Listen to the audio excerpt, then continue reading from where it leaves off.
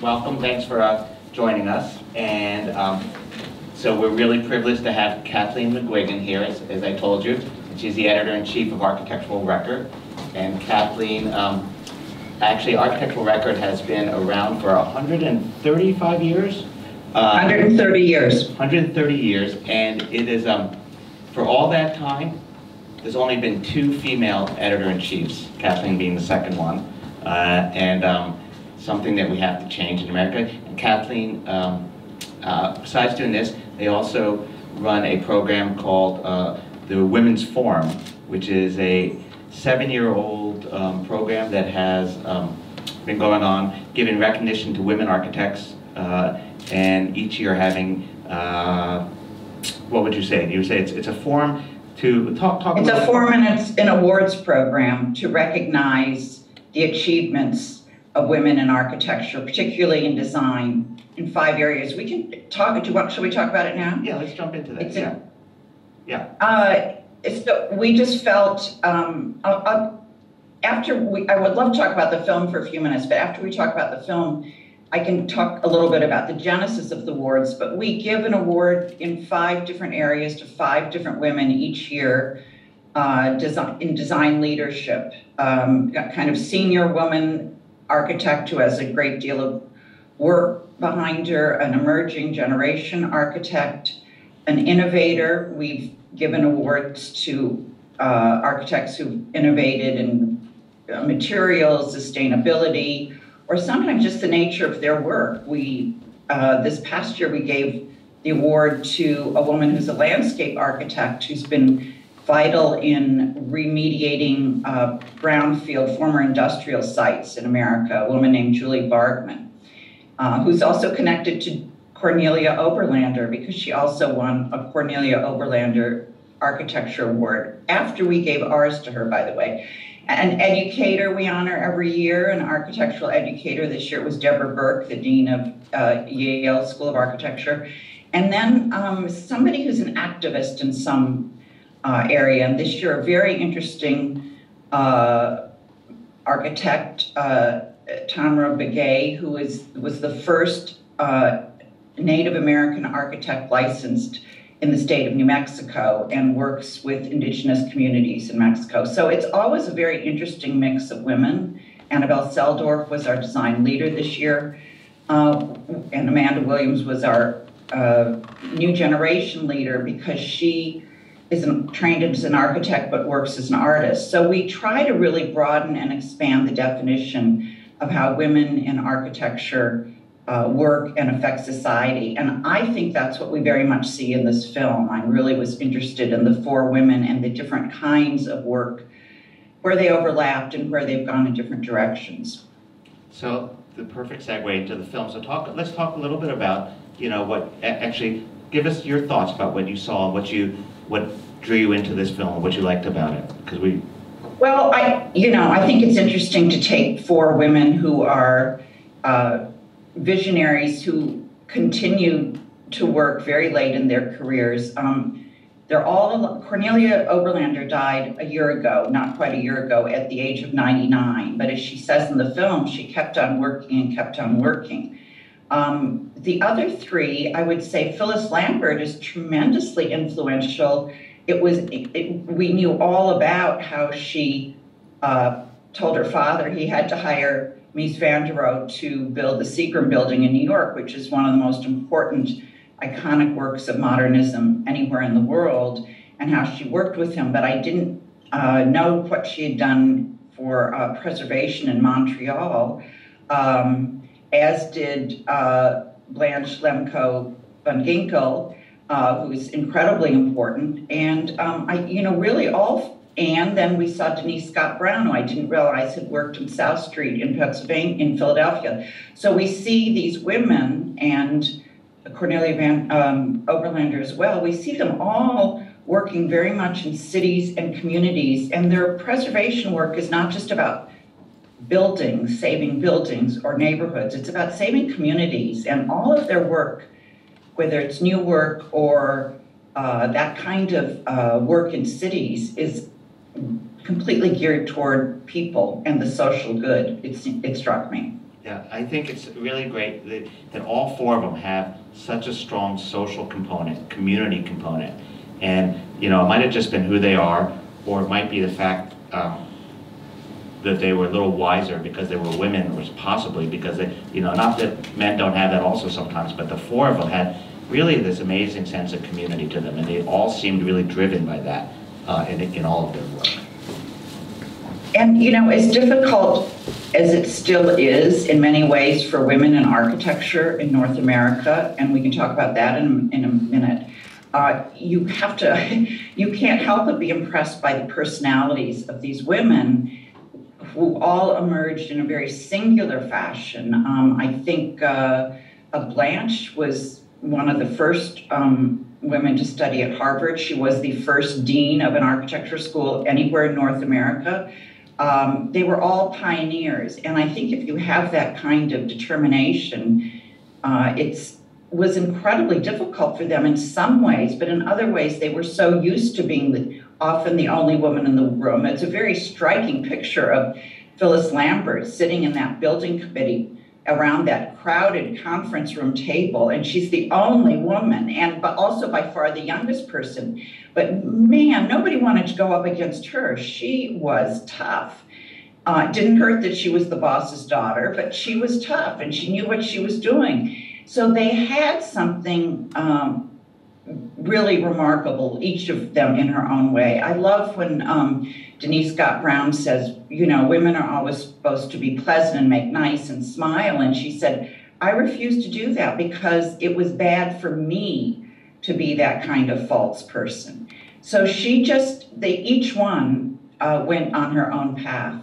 Yeah, well, let's just talk a little bit about Denise Scott Brown, because there's this controversy that people may or may not know about here in the audience about, it's talked a little bit about in the film, but her husband was given a Pritzker Prize, and he wanted her to also be a co-winner in 1991, and she didn't get the Pritzker Prize, wouldn't give it to her. And it's really disgraceful, you know, what they did.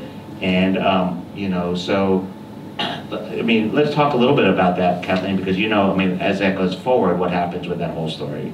So I think what's unfortunate about the Pritzker Prize, and at some years they have changed a little bit. In that period, they claimed they would not give it to more than one person. And then they changed their mind and they gave it to Herzog and de Meuron because they said they were inseparable. Of course, Herzog and de Meuron have two other very important partners. So I think there's been a lot of hypocrisy around the Pritzker Prize.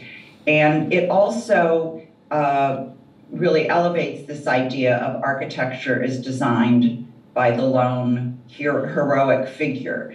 And I think one of the things a lot of women in the field have done, and I think we saw this in the film, is that they're really about collaboration and understanding that architecture is a team sport. And I think that it's a very important contribution of these women.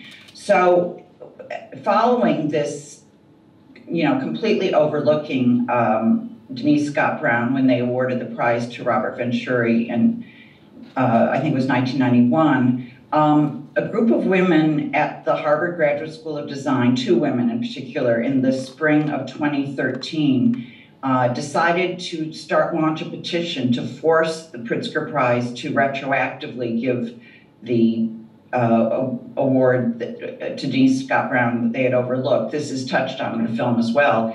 And it got, I think it got something like 25,000 signatures online, and a lot of former Pritzker Prize winners like Ram Koolhaas and Zaha Hadid all signed it as well. The Pritzkers didn't do anything about it, but I think it was a very important moment. It was a real groundswell for a new movement for women in architecture in the United States. And at that time, Record had already been discussing how we could cover what was clearly still an issue for women in terms of getting ahead in the field of architecture. Very few women as leaders of large firms, very few women making partner in large firms, women not earning as much money in firms for doing the same work as men, etc. And what could we do about it? And what we decided to do was do something as positive as possible. And we talked to a number of women. We invited women to come and talk to us. And one of the things we kept hearing was, no woman who is an architect wants to be known as a woman architect, and who can blame them? They all said, we just want to be architects. And so we created a special issue in which we only showed the work of women, but we didn't call it out overly. We just showed great work. And we also wrote an essay where we talked about what was going on with women in the field, and we had a lot of statistics.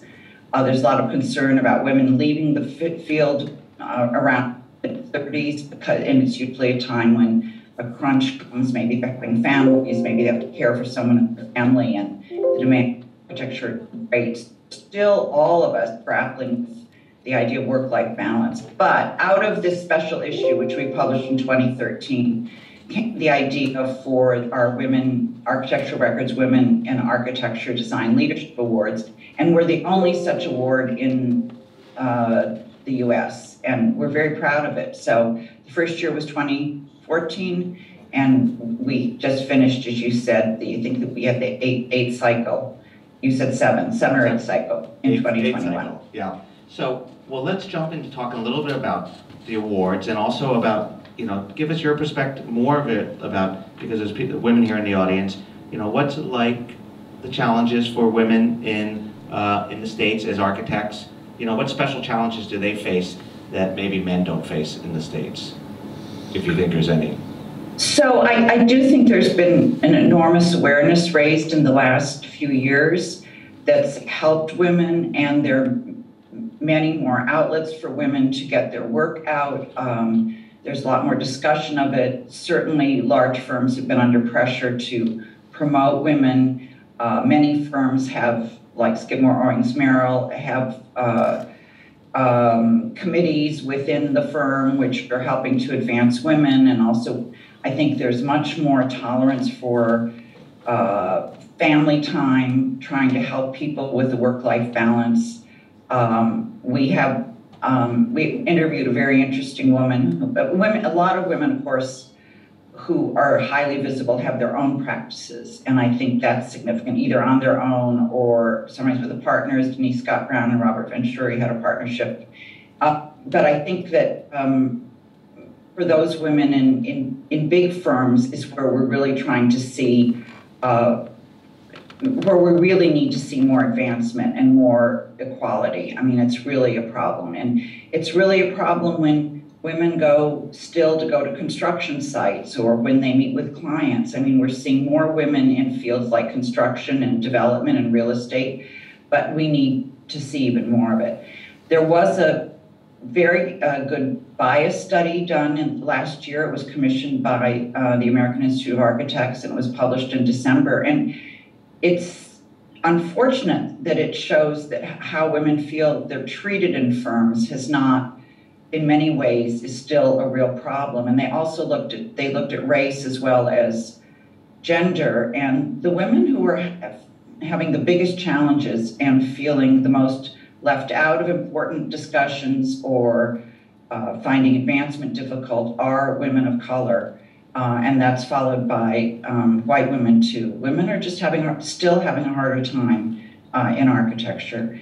And the exceptional ones, like the women we saw in the film tonight, obviously there are exceptions of women who've been hugely successful, but it's still very much an issue, and women don't seem to have the same opportunities that men do, by and large. It's so tragic. I mean, that we're still, you would have thought by now we would have had that solved, and we just don't have it solved yet. Maybe we'll find out. Maybe in Egypt they have it solved. We'll see what the situation is. There's smiles in the audience saying no, not quite it. I just want to say one more thing about this survey, which is interesting, and also anecdotally that we find that one of the most difficult things, we call our awards a design leadership on purpose. We're very much a design-oriented magazine. That's the hardest part of the profession of architecture for women to advance in. Women are often project managers. They're given a certain kind of work at a firm because, women are so organized. But the leadership awards and being able to actually metaphorically hold the pencil and lead the design, that part of architecture is much more difficult for women to break into. I don't know if that's true in Egypt as well. Yeah, and actually on the magazine that I passed out to some of you, on the cover is a project by a Danish architect, Dorthe Mantdorf, and she's runs a very large firm and successful, important firm in Denmark, and it just so happens that it's the cover of this month's architectural record that I passed out. She's an exceptional woman and one to really keep an eye on. But again, she's married to an architect who works for a big Danish firm, but she started her own firm. And I think that's significant because she's controlling as best she can her work. And she's really gaining visibility. Obviously, she has it in Europe, but now she is in the US as well. So I'm going to open it up. Is there anyone who has any questions for Kathleen? Or any questions about practice in America or anything that Kathleen's working on? No? Anyone?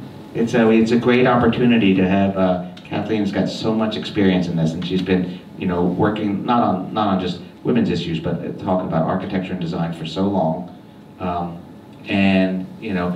So what do you see any young women coming up, Kathleen, that you think everyone should keep their eye out on, besides some of the award winners that you talked about?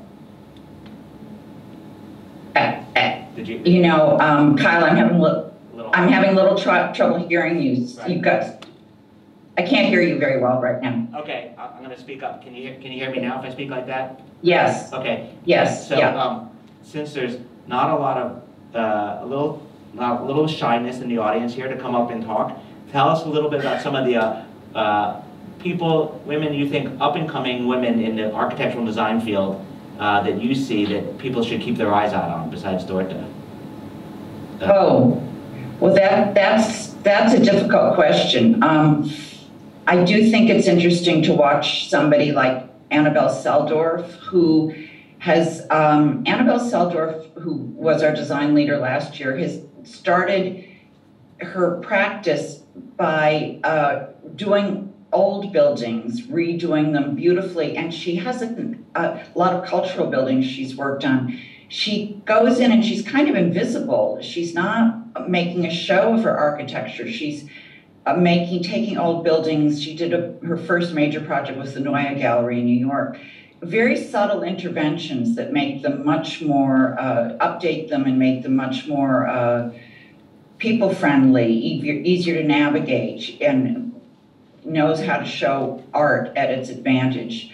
So she's a very subtle architect, but she's really grown. And interestingly, she just won a huge commission to redo the National Gallery in London. And the reason that's interesting is, first of all, she beat a number of prominent British architects who do similar work, such as David Chipperfield.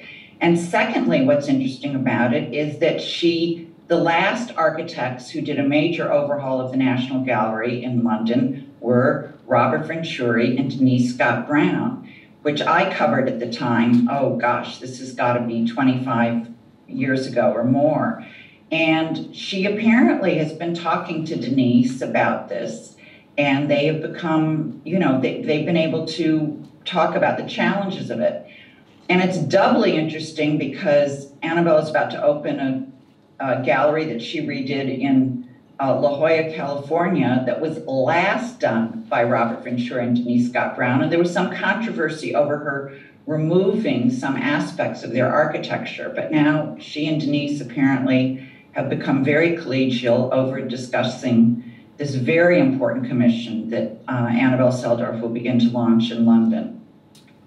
Cool, thank you. So she's one to watch. Okay, we have a question here. Come on up and ask Kathleen. We have this set up with a little, so Kathleen? Yes. Okay. Good morning, Kathleen. Thank you so much for being here with us today and making this time. I'm so happy to be there. I take the opportunity to thank Kyle again because it's been really, this is our 4th day and it's been quite a journey for me.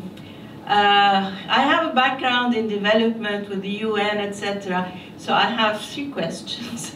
Not really very broad, but I would like to open up a little bit here a comparative view, like we're speaking about women in architecture and design and the difficulty they may have in terms of opportunities, equality, etc. But how does that compare to women in other disciplines or fields, especially creative fields?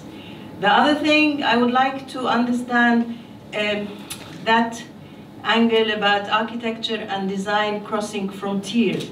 I mean, for 4 days now we've been watching movies that have taken us across almost biographical of famous designers, but how they may have become famous somewhere else before they came back home, or how they started little, even local, and then really went all over the place. And my last issue is about impact.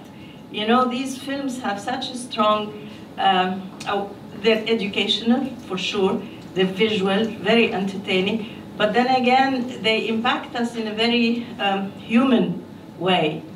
And yesterday we had very good messages from more than one film, I don't want to name them up, and wouldn't like to take more time. Thank you for being with us. Well, thank you. You made some interesting points. Do you want me to try to respond? There are about 10 questions there. No, but it's just opening up into, you know, how can we compare I think to other disciplines and go. Well, I think that the challenge for women, of course, is that, as I said, architecture is a team sport. It involves a great number of people. And you can't practice architecture. You can't build without a client. You can't build without a budget, and you can't build without collaborators in every sense, engineers, local authorities. So I think that's a challenge for women. I do think there are a lot of different ways, however, to practice architecture. And that's one of the things we're seeing where women are doing. I mentioned this woman in the US, Amanda Williams, who's somebody really to watch. She's an artist in Chicago. She does public projects that are very much around the theme of race, but she was trained as an architect at Cornell University. So one of the things that's interesting is to see women going into other arts. We also see women in academic settings, and I think some of the research that's gone on has been very important, including historical research, and this filmmaker, Joseph Hillel, contributes to that with this film. I think you raised a really interesting question that I wish I knew more about women across the world in different cultures. Right before the pandemic, I attended a wonderful conference in Mumbai with about 500 women architects, most of whom were from the subcontinent. And, you know, I got a taste of what it's like for women to work there. And a lot of them are very engaged in very important preservation work and urban design work, kind of as what we saw in the film. And I also saw there was a wonderful photograph. It was very interesting when you think of the role of modernism in promoting. I mean, I think Blanche talked about this in particular because she was very involved in Siam, this modernist movement, which was really about communities, housing, social housing, and how can the modern movement sort of advance the city and social good. And in this photograph of the 1947, 48 Siam conference, where, you know, Corbusier's on the far left and Blanche was in the photograph, and there's one woman in the front row in a sari. And that woman is a really interesting Sri Lankan architect named Minette De Silva, whose work has almost completely disappeared. But somebody's been doing research on her and did a conference last year about her, and we got very interested and wrote a piece about her. So we find that there are women who've had more of an impact than we've been able to acknowledge just through demolition of their buildings and kind of getting buried in history. But she also worked very closely with Le Corbusier, built a lot of interesting concrete structures, mostly in Sri Lanka. And I just think that we need to continue to do the research and acknowledge both the women designers of the past and shine a spotlight on the women designers of the present. Well, you're certainly helping doing that with the work at Record and, you know, and the Women's Forum. So we all appreciate that.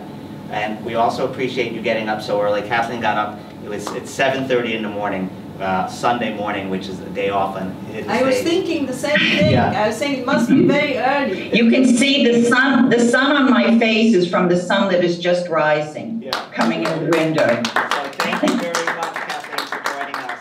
And we're going to wrap it up, and we're passing out the magazines. We really appreciate you taking some time. Thanks so much. I'm so sorry not to be there in person. Have a wonderful rest of the festival. And thank you so much for asking me, Kyle. It's a pleasure to see you and remotely see everybody there. Thank you. Bye, Kathleen. Thank you. Bye.